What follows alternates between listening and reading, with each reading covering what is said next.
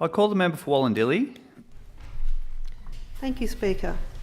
Well, welcome to Wilton, the heart of what developers promised would be a 30-minute city, alleging you can go about all your daily tasks within 30 minutes. Last week, in one of the most fun ways to deal with a frustrating situation, we gathered locals together to have a not-so-amazing race. Imagine, if you will, members, the amazing race, but a race to get everyone to core locations that are expected in a 30-minute city.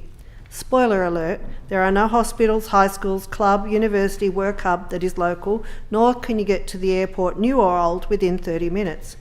Each of us took on a persona, jumped in a range of vehicles, private, public and active transport. Off we went on our journeys.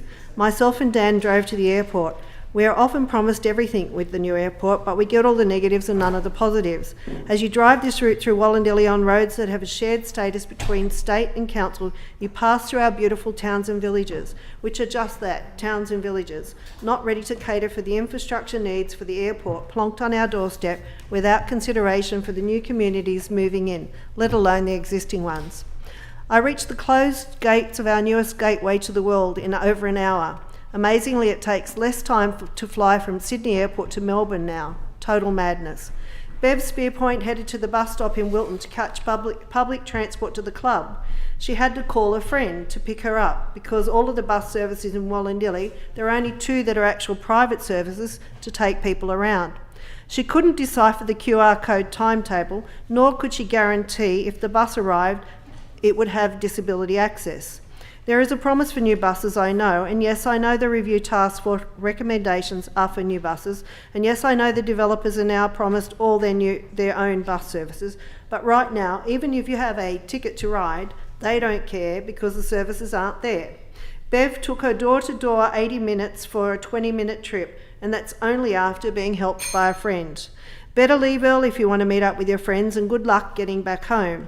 Louise Edkin was off to the university at Wollongong, one of the closest to Wilton but still a long trip. There's no public transport for those students, and Picton Road is packed day to day with constant huge trucks transporting freight and cars from Port Kembla.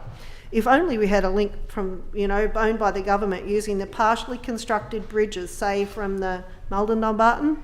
I'm being cynical, of course, but this is not a joke. That road is deadly and it's not something our students should risk over and over.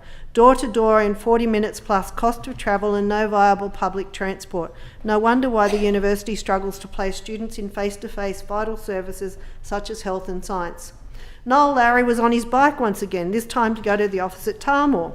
While Wilton and the new developments in Wollondilly have amazing bike paths, there's no viable way to connect Wilton to the rest of Wollondilly. Blocked by bridges with no safe pathway for bike riders unless they take up a full car width. With the steep hills and bridge over the Nepean, poor Noel was stranded on the Wilton side and had to return. This is the issue with all the new developments. You get a beautiful suburb and it connects to nothing. No sewer and no major infrastructure. Ben Benasic and Carly Bibb went off for their appointments at Barrel Hospital. 30 minutes is what's promised. Don't rely on that, as it took those 2 over 50 minutes and they missed their appointment. Lucky she wasn't having a baby.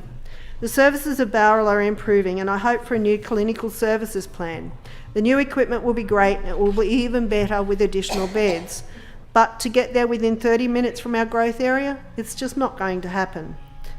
This, more than anything, shows the need for the outreach services to plant the seed for what our community will need in the future. Thanks to Dan Elliott, Carly Bibb, Bev Spearpoint, Noel Larry, Louise Edgecombe, Ben Benasic for agreeing to put on some costumes and have some fun filming the not-so-amazing race. And we didn't hit on all the other services that are missing.